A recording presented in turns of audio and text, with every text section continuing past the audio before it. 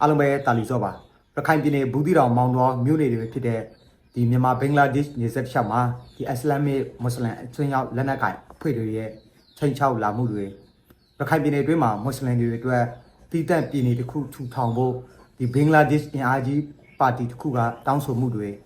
အာရခတက်တော် AA နဲ့ဘင်္ဂလားဒေ့ရှ်ရဲ့ဆက်ဆံရေးအခြေအနေတွေပြီးတော့လက်ရှိအဲ့ဒီနေမြေတွေမှာဘာတွေဖြစ်နေလဲဆိုတာကိုပြည့်ပြည့်စုံစုံကြည့်ရှုရမှာဖြစ်ပါတယ်ဆိုတော့ကျွန်တော်တို့စလိုက်ရအောင်ပါပထမဆုံးအနေနဲ့ကတော့ဒီအစ္စလာမစ်အစွမ်းရောက်မွတ်စလင်လက်နက်ကိုင်ဖွဲ့တွေရဲ့ချိန်ချောက်လာမှုကိုပထမဆုံးကျွန်တော်တို့ကြည့်အောင်ပါဒီအစ္စလာမစ်အစွမ်းရောက်ဒီမွတ်စလင်လက်နက်ကိုင်ဖွဲ့တွေဖြစ်တဲ့ဒီအာဆာ RSO ARA တို့ဟာဒီအာရခတက်တော် AA ကိုတိုက်ခိုက်ဖို့အတွက်ဒီပူပေါင်းစစ်ရေးရပါလေပူပေါင်းလိုက်ကြပြီဆိုတာအလုံးအသိပဲဖြစ်မှာပါအခုလက်ရှိမှာတော့သူတို့ဟာဒီတက်သိအင်အားစုဆောင်းတာတွေစစ်တမ်းပေးတာတွေပေါ်ပေါ်ထက်ထက်လုပ်နေတာတွေ့ရပါတယ်အဓိကတော့ဒီမြန်မာဘင်္ဂလားဒေ့ရှ်နေဆက်တစ်လျှောက်တောင်တန်းတွေနဲ့ဒီရခိုင်ပြည်နယ်တွင်းကဒီမေယူတောင်တန်းတွေပေါ်မှာလောက်တာပေါ့လေတက်သားတစ်ကိုတော့ဒီဘင်္ဂလားဒေ့ရှ်ဒုက္ခသည်စခန်းတွေကနေအဓိကစုဆောင်းတာပေါ့လေပြီးတော့မှဒီမွတ်စလင်လက်နက်ကိုင်အဖွဲ့တွေရဲ့ဒီအကြီးပိုင်းတွေကနေပြီးတော့မှဒီဘင်္ဂလားဒေ့ရှ်ကဒုက္ခသည်စခန်းတွေကဒီဗလီတွေမှာပေါ့လေ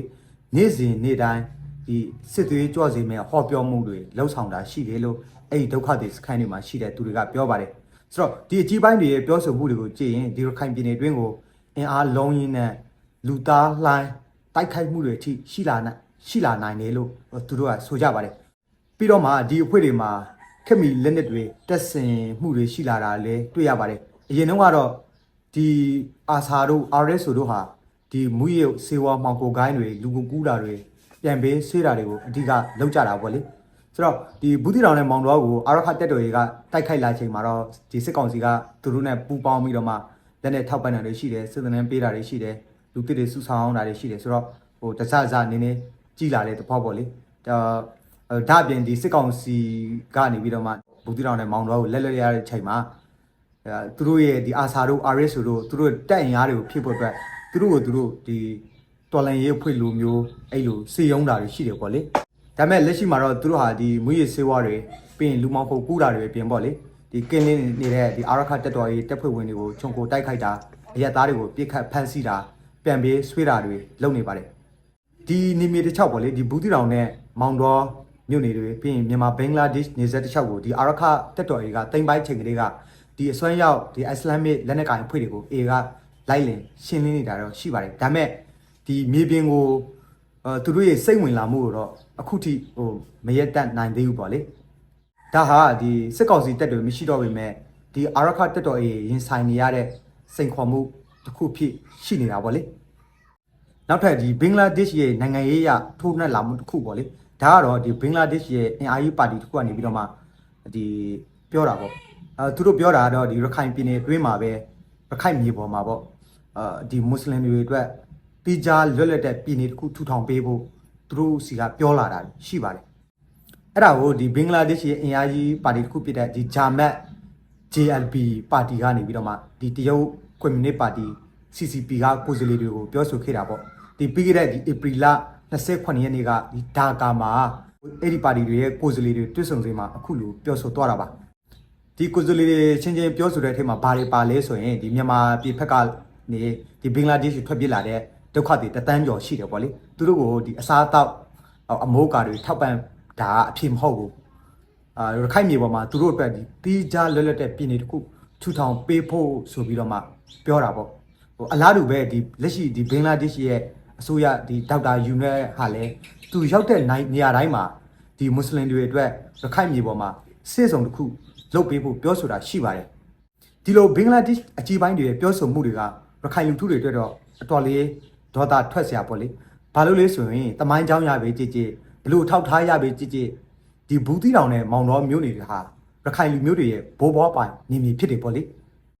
ေဒီတော့ဒါဟာဘလို့မှမဖြစ်တဲ့ကိစ္စတစ်ခုဖြစ်တယ်ဒီမြေကိုဖြစ်ပေးရမယ်ဆိုတာကရခိုင်လူထုတွေအတွက်တော့ဘလို့မှဟိုလက်မခံနိုင်စရာပေါ့လေဆိုတော့နောက်တစ်ခုပေါ့လေလက်ရှိဒီဘင်္ဂလားဒေ့ရှ်အစိုးရနဲ့ဒီအာရခတက်တော် AA တို့ဒီစစ်ကောင်စီတို့နဲ့ဘလို့ဆက်ဆံရေးချင်းနေဘလို့ရှိလဲဆိုတာကိုကျွန်တော်တို့ကြည့်အောင်ပါဘင်္ဂလားဒေ့ရှ်ရဲ့အကြီးပိုင်းတွေကဒီဩဇာရှိတဲ့သူတွေကိုဒီလိုပြောဆိုတာတွေပေါ့လေခုနကကျွန်တော်ပြောသလိုဒီမွတ်စလင်တွေအတွက်ဒီစေစုံလုပ်ပေးမဲ့ကိစ္စတွေတိကျပြနေတွေ လုတ်ပေးမဲ့ကိစ္စတွေဒီလိုပြောဆိုနေပေမဲ့လက်ရှိအဲ့ဒီနေမျိုးကိုထိန်းချုပ်ထားတဲ့ဒီအာရခတက်တော် A နဲ့ဒီစစ်ကောင်စီတက်တို့ကိုလည်းပြစ်ပစ်ထားတာမျိုးတော့သူတို့လောက်တာမတွေ့ရပါဘူးဒီဘင်္ဂလားဒေ့ရှ်ဟာစစ်ကောင်စီနဲ့ပဲဖြစ်ဖြစ်အာရခတက်တော် A နဲ့ပဲဖြစ်ဖြစ်အပြုသဘောဆောင်တဲ့ဆက်ဆံရေးမျိုးတိဆောက်တာတွေ့ရတယ်ပြီးခဲ့တဲ့ဒီဧပြီလ29ရက်နေ့ကဆိုရင်ဒီဘင်္ဂလားဒေ့ရှ်ရဲ့နိုင်ငံခြားရေးအကြံပေးပေါ့လေသူကိုယ်တိုင်ဒီဘင်္ဂလားဒေ့ရှ်နေဆက်ဟာစစ်ကောင်စီလက်အောက်မှာမရှိတော့တဲ့အတွက် A နဲ့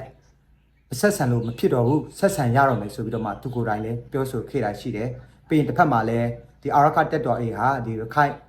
ရေပြင်ကိုကျူးကျော်ပြီးတော့ငါဖမ်းလာတဲ့ဒီဘင်္ဂလားဒေ့ရှ်ကတန်ငါတေတွေကိုဖမ်းဆီးပြီးတော့ပြန်ပို့တဲ့အခါမှာလည်းဒီဘင်္ဂလားဒေ့ရှ်နေချားဆောင်တက် BGB နဲ့ချိတ်ဆက်ပြီးတော့ဗောလေ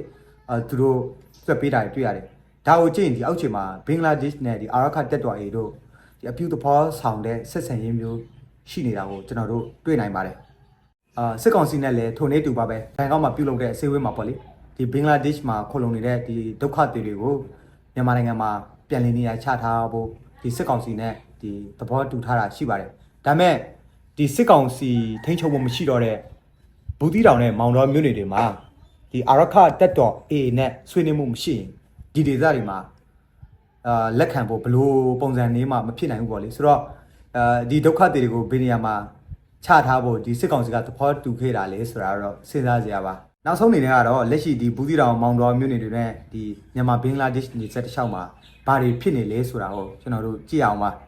နောက်ဆုံးကျွန်တော်သိရတဲ့လောက်တော့ဒီပြီးခဲ့တဲ့ဧပြီလ29ရက်နေ့ကဒီမောင်တော်မြို့နယ်ပြားသားရွာကိုပေါ့ဒီအာဆာအဖွဲ့တွေကရွာတွေကိုဝင်လာတယ်ဆိုတော့ A နဲ့ထိတ်တိုက်တွေ့တာပေါ့လေဆိုတော့အဲ့မှာတိုက်ပွဲဖြစ်တယ်လို့သိရပါတယ်လက်ရှိမှာတော့အဲ့တောင်ကျော်တဝိုက်ကိုပေါ့လေအာရခတက်တော် A ကနေပြီးတော့မှလိုက်ပြီးတော့တော်နေပြီးတော့ရှာနေတယ်လို့သိရပါတယ်အဲ့ဒီအစ္စလာမ်ရဲ့အစွမ်းရောက်ပေါ့လေမွတ်စလင်လက်နက်ကိုင်အဖွဲ့တွေဟာအခုလိုမျိုးဒီရခိုင်ကြီးရော်တွေမြို့ကြီးရော်တွေအဲ့ကြီးရော်တွေကိုဝင်ပြီးတော့မှအခုလိုမျိုးဒီအရက်သားတွေကိုဖမ်းဆီးသွားတာတက်ဖြတ်တာရော်တွေကိုမီးရှို့ဒါတွေကဒီအမြေလှုပ်ဆောင်နေတာပါအခုဒီရော်မှာဆိုရင်လည်းအခုလိုမျိုးစီးနှင်းဖို့လုပ်တာပေါ့လေရော်ကိုဒါပေမဲ့ဒီအာရခတက်တော်ရေးတက်ဖွဲ့ဝင်တွေရှိတဲ့အခါကျတော့ဒီလိုအဖြစ်မျိုးကိုသူတို့မကြုံလိုက်ရဘူးအခုလိုမျိုးဒီအာရခတက်တော်ရေးတက်ဖွဲ့ဝင်တွေမရှိတဲ့ရော်တွေမှာစီးနှင်းခံရရင်တော့မတွေးရစရာတွေဖြစ်သွားနိုင်ပါတယ်